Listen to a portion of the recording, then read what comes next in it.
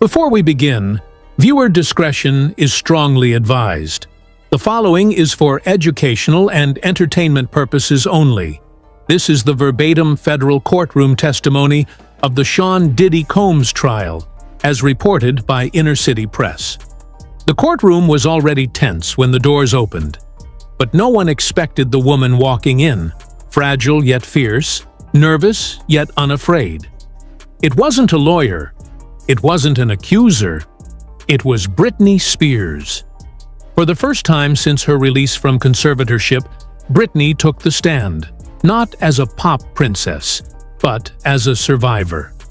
What she said about Diddy, about the night before the 2007 VMAs, about Lou Taylor and Robin Greenhill, sent shockwaves through the room. This wasn't just about music. This was about betrayal. Okay, for now, focus here for a minute. Don't worry, their drama will keep going on. Think a little about yourself too. An Indonesian scientist has uncovered a shocking truth about belly fat, and it has nothing to do with diet or exercise. 95% of people who tried this strange bedtime ritual lost 25 pounds or more. Some even dropped over 50, all while sleeping. No gym, no starving, just one simple step before bed. It sounds crazy, but it's backed by science. Tap the link in the description and see for yourself. Manipulation and an entire system built to destroy her. And Diddy? He didn't see it coming. Let's break down what Britney Spears revealed under oath and why the industry is panicking. The courtroom was already on edge. Prosecutors had hinted all week that a surprise witness might step forward, but no one expected her. When the doors opened and Britney Spears walked into the room, her heels soft on the floor, her head low but steady, even the judge took a moment to react. Diddy's legal team exchanged panicked glances. Sean Combs himself shifted in his seat, whispering something to his attorney. But Britney didn't look at him. Not yet. She took her seat on the witness stand, her hands folded in her lap. This wasn't the glammed-up pop star the world remembered. This was someone changed. Older, wiser, and scarred. She cleared her throat and spoke into the microphone with a shaky but determined voice. I was told to stay quiet for most of my life. I was told it was for my protection, but that wasn't true. And now, I'm done being quiet. From the moment she spoke, the courtroom was silent. Even the buzzing of cell phones in reporters' laps stopped. Britney testified that she wasn't just another celebrity tangled in Diddy's circle. She was a victim of the same network now being exposed in court. And the first moment it all started, she said, was the night before the 2007 MTV Video Music Awards. I went to a party thrown by Sean Combs. I was told it would be safe. Just drinks, fun, a few other celebrities. But it wasn't safe. It changed my life. She said she hadn't planned to stay long. She wanted to perform well at the VMAs the next night. It was supposed to be her comeback. But that night, she says, someone handed her a glass of champagne. Diddy smiled, said, "Just one. You'll be fine." That was the last thing she remembered clearly from the night. She told the court that after drinking from that glass, things became hazy. The room started spinning. My thoughts slowed down. I remember lights, people laughing, and then nothing. The next morning she woke up disoriented. Not hungover, something else, something darker. Her body felt heavy. Her memory was patchy. But she had to perform anyway. She couldn't back out. Her team pushed her toward the stage, said the show must go on. As Britney spoke, jurors leaned in, visibly disturbed. Diddy didn't look up. I know now that night was a setup. It wasn't a party. It was a trap. And that glass? It was the beginning of everything. As Britney continued her testimony, she detailed what happened at Diddy's Las Vegas party that night. a gathering she now believed was carefully orchestrated to humiliate her and derail her career. "It wasn't just a party. It was calculated," Britney said. "He had already chosen me as the next sacrifice, and I didn't even know it." She described the setting. Pure nightclub, Caesar's Palace. Dozens of cameras flashing, celebrities drinking, Cassie celebrating her 21st birthday in the VIP area. And then there was Diddy, moving through the crowd like a host in total control.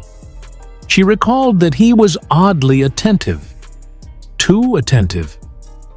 He kept watching me, kept offering me drinks, told the crowd to respect her when he got on the mic. It felt like a show, like I was being paraded around. According to Britney, Diddy wasn't the only person pressuring her that night. Several people from the industry were in attendance, people she'd later learn had ties to TriStar, the same firm that would go on to help orchestrate her conservatorship. Among them, Robin Greenhill. Robin, Britney explained, was always in the background during these parties, silent, observing. And now she was named in Lil Rod's lawsuit as the person who handled Diddy's payments to workers tied to his sex trafficking accusations. Britney told the jury she didn't know Robin's name at the time, but she remembered her face because Robin was the one who ushered her into a VIP lounge with Diddy, right before everything went dark. "I trusted them," Britney said. "I didn't think I was in danger, but I wasn't protected that night. I was set up." She said after one glass of champagne, she began to feel not drunk, just disconnected. Her vision blurred, her thoughts slowed, her balance went. She remembered hearing someone say, "She's done," and then laughter. That was it. When she woke the next morning, she said she felt like something had been done to her. But everyone around her insisted she was fine. "No one listened to me. They said I was being dramatic. But I knew something was wrong. I still know." Britney told the jury that looking back, she believes this was part of a larger plan. A humiliation ritual meant to break her down and pave the way for what came next. And Diddy? He was at the center of it. When Britney got to the VMAs that Sunday, she said she still wasn't fully recovered from what happened the night before. "I was dizzy, unsteady. I wasn't myself." She testified that her team insisted the show had to go on, that millions were watching, and she needed to smile, dance, and pretend nothing was wrong. "But I wasn't okay, and they knew it." She recalled being rushed into makeup and wardrobe, where everything went wrong. The stylist handed her a costume she didn't recognize, the glittery bra and black shorts outfit that would later be mocked across tabloids. She'd requested a different costume. They gave her that instead. I remember saying, "This doesn't fit." And someone said, "Just wear it. You're fine." She was pushed on stage. The music started. The lights hit. And Britney? She stood there, frozen. I was trying to dance, trying to keep up, but I was so out of it, I could barely move. The performance, supposed to be her comeback, turned into a train wreck. But Britney told the jury that it wasn't just a bad night. It was engineered. They made sure I failed. And Diddy? He watched from the crowd, smiling. She said she remembered seeing him sitting there, looking calm, unbothered, not surprised at all. I remember that look. It wasn't confusion. It was satisfaction. And then it started. The media frenzy, the headlines, the breakdown narrative, the calls for rehab, the custody battles, the conservatorship. They humiliated me on purpose, broke me in front of the world, and then used that to lock me away. She ended this part of her testimony by looking directly at Diddy. "You started this, and now I'm ending it." Britney's voice trembled, but remained clear. As she transitioned into the next part of her testimony, she stopped speaking as a performer and started speaking like a survivor. "I didn't fall apart," she said. "They took me apart, piece by piece." The courtroom leaned in as she named names: Lou Taylor, Robin Greenhill, TriStar Entertainment. Words that had haunted Britney's story for years, now finally said under oath. And the moment she said them, Diddy's lawyers stiffened. They knew what was coming. Britney recounted how, after the 2007 VMAs, her phone began blowing up. Not with sympathy, not with support, but with demands. Her father, Jamie, a man named Larry, and a woman she barely knew at the time, Lou Taylor. They said I was spiraling, that I needed structure. They were already talking about taking control of my estate, and it was only weeks after that night. She testified that Lou Taylor's voice was always calm, too calm. She didn't sound like someone who wanted to help. She sounded like someone who'd been waiting. Then came the appointments, the psychiatric evaluations, the rehab facilities she didn't remember agreeing to. And through it all, Lou and Robin were always hovering. According to Britney, these weren't wellness efforts. They were rehearsals, a dry run for something far more sinister. They were setting up the conservatorship before I even knew it was a word, she said. And then came a moment that turned the courtroom cold. I found out Lou Taylor had once worked with Sean Combs. They came up through the same label, Uptown Records. That's how they knew each other. That's how they moved. She pulled out a photo, a framed screenshot from the Hollywood Reporter article that confirmed their professional connection. I didn't just end up with the same team that destroyed my freedom. I was handed to them. Britney stated under oath that she believed Diddy and Lou Taylor had already spoken in the days following the VMAs, that her breakdown was the justification the team needed to push the conservatorship into motion. They said I was too emotional, but they were the ones pulling the strings behind every one of those emotions. And Robin Greenhill, Britney said she was Lou's shadow, the one who did the dirty work, including, she testified, approving wire transfers from Diddy's accounts to women in his entertainment network. She quoted from Lil Rod's lawsuit. They called her an accountant. I call her a handler. As Britney continued, she turned her attention to the facilities, the so-called treatment centers that, she claimed, were part of the machinery Lou Taylor and her father used to break her down. They said I needed help, but all they did was drug me until I couldn't speak. She described being forced into a facility in the Caribbean, then shipped to Malibu, then sent home with strict medication regimens she didn't consent to. I wasn't drinking. I wasn't partying. I was surviving. And they treated me like a criminal. Britney testified that during this time, she had little control over her money, her medication, or her movement. And the only consistent visitors she saw, representatives from TriStar and attorneys hired by her father, all orchestrated under Lou Taylor's network.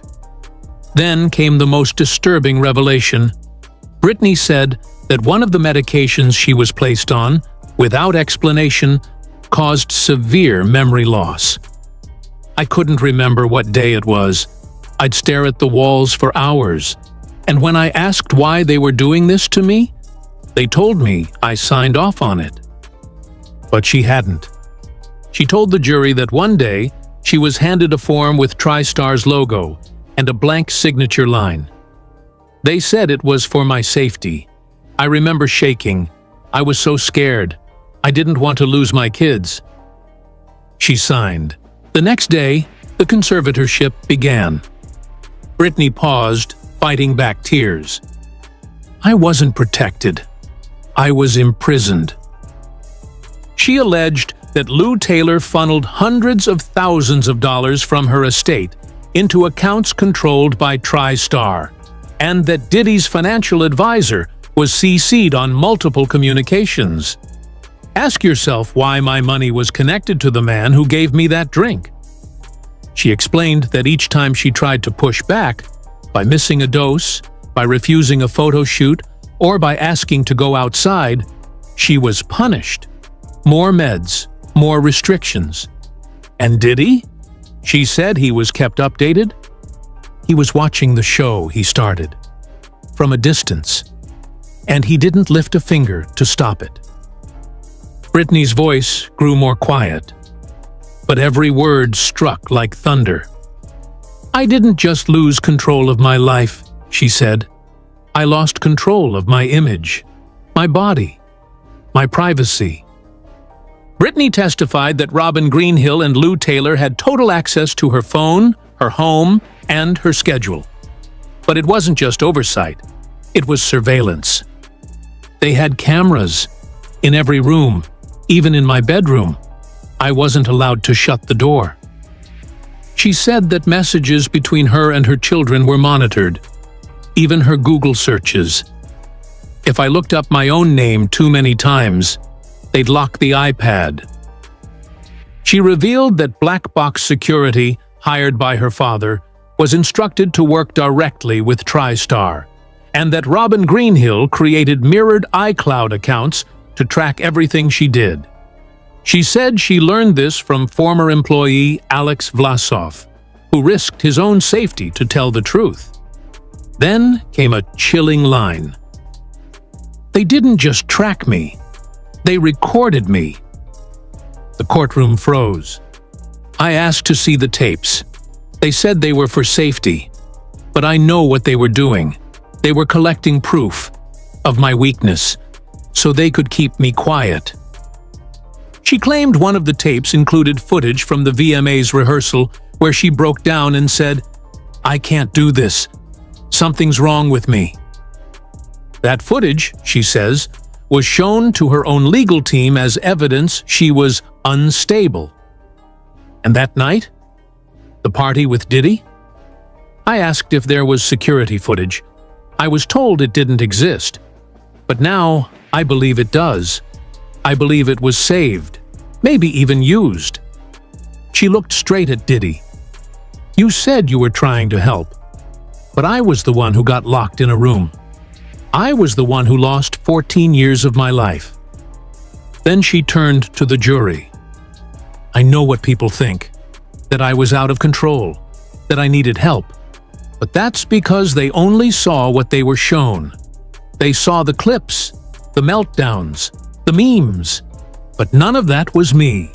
That was what they did to me. And with that, Britney closed the binder in front of her. But it was clear she was just getting started. Britney's tone changed as she stepped into the darkest chapter of her story. The courtroom lights seemed dimmer as she described the night she believes they took everything. Her freedom, her reputation, her voice. And it all tied back to that moment at Pure nightclub. You know what's worse than losing your mind? She said. Being told you did, when you know someone else caused it.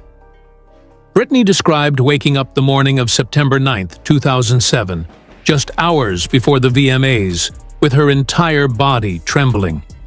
Her coordination was off, her muscles weak, her memory fragmented. I wasn't hungover, she told the court. I was tampered with.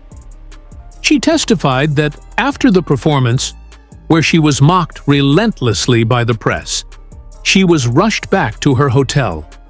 That's when Lou Taylor called her directly for the first time. You need structure, Britney remembered her saying. We can help you. Lou then allegedly offered to arrange treatment and media damage control. But there were strings attached. Within a week, Britney said her legal documents began changing. Power of attorney started shifting. And suddenly, people she never hired were managing her medical and financial decisions. Then came a crucial revelation. Britney claimed that she later learned Diddy had called Lou Taylor directly after the VMAs. He told her I was too far gone. He said the public saw what they needed to see. Britney paused, swallowing hard. That's how fast it happened. One night, one performance, and suddenly, I didn't own my life anymore. She then testified that the same night, someone had tried to contact her. Someone from the venue staff who allegedly witnessed her collapse backstage and tried to report it. But they never got through. I was told later that Diddy had connections with every major media outlet that covered the VMAs that year. That's why the narrative shifted so fast. From "she had a bad night" to "she's out of control." That narrative justified everything they did next. Her voice rose slightly. I didn't break down. I was taken down. The room remained still, stunned. Jurors blinked slowly, some visibly emotional. Britney leaned forward, her hands steady for the first time. And Diddy? He wasn't just a guest at the VMAs, he was the architect. The courtroom sat frozen as Britney revealed a piece of evidence no one expected. I was told for years that no video existed of that night, she began. But they lied, and I saw it. She testified that during her final months under the conservatorship, a former TriStar employee contacted her anonymously. They claimed to have seen raw, uncut security footage from the night of September 8, 2007. The night she attended Diddy's party at Pure nightclub. The footage, according to the source, was never released, never mentioned in any investigation, and never logged by hotel security. Because it didn't go through hotel security, Britney said. It went straight to Diddy. She testified that in the footage, she could be seen dancing briefly, drinking from a flute handed to her by a man in a gray suit. She remembers that man. She didn't know his name at the time, but years later, she identified him in a photo as one of Diddy's close assistants. In the video, Britney said she begins to stumble, then sits down, visibly disoriented. A group of men surrounds her. A few minutes later, she is led out of the frame. It cuts off before anything else happens. But it's enough, Britney told the jury. It shows I wasn't in control. It shows I didn't walk out of that club on my own. She described how this footage was allegedly shown to Robin Greenhill and others inside TriStar's office. Not to help her, but to file it away as insurance. Leverage. Proof that Britney Spears was unfit. They didn't destroy that footage, she said. They stored it, like a trophy. Britney then claimed the anonymous whistleblower told her that TriStar and its affiliates had dozens of similar tapes, not just of her, but of other artists. She said the tapes were referred to internally as insurance reels. They filmed girls at parties, at hotels, in bathrooms, Britney said, trembling. And Diddy had access to all of it. He didn't just film me, he kept me. She paused, then looked directly at the jury. Do you understand now why I couldn't get out? Why every time I tried to speak, they had something to hang over me? That performance at the VMAs? It wasn't a meltdown. It was evidence. Evidence that they used to lock me away. She turned toward Diddy for the first time. And you watched it all happen. You let it happen. And now you don't get to hide behind money and champagne. As Britney gave her final testimony, her voice no longer shook. It rang out, not just with pain, but with fury. I want to say this clearly, for the record, she began. I am not crazy. I was caged. She looked at the judge, then at the jury. They made me a joke. They painted me as unstable. And when I cried out, they told the world it was part of the breakdown. But I wasn't breaking. I was screaming. She testified that after the conservatorship was enacted, she was monitored 24/7. Her calls were recorded, her medications were controlled, her children were taken, and her earnings sent straight to a network of corporations and managers who all had one thing in common: ties to TriStar. And through TriStar, ties to Diddy. I lost $100 million while locked in that cage. They say it was to protect me. But what they were really protecting was their system. She described how, even after the conservatorship ended, she felt unsafe speaking out. I was told Diddy had people, that if I opened my mouth, I'd disappear again. So I stayed quiet. Until now. Then came the moment no one expected. Britney pulled out a folded note, handwritten, visibly worn at the edges. She told the court it was a letter she wrote in 2009, but was never allowed to send. I wrote this to Diddy. I was 27. I was still trying to understand why someone I barely knew could have had such a big role in ruining my life. She read aloud, "I hope it was worth it. Whatever they promised you, because you helped them hurt me. And I don't know if you'll ever admit it, but I know you did. I saw it in your face the night you toasted me before the VMAs. You knew I was being set up, and you smiled." The room was silent. Even Diddy didn't move. Britney folded the note and put it back in her pocket. "I'm not doing this for money. I'm not doing this for fame. I'm doing this because I want my kids to know the truth. I want them to know their mother wasn't a failure. She was framed." She turned back toward the judge. "For 14 years, I begged for someone to listen. Now you have. Don't look away again." And with that, Britney Spears stood up, thanked the court, and walked out. Not as a pop star, but as a woman who finally told the story they tried to bury. Diddy didn't speak. He couldn't, because for the first time, he was the one being watched.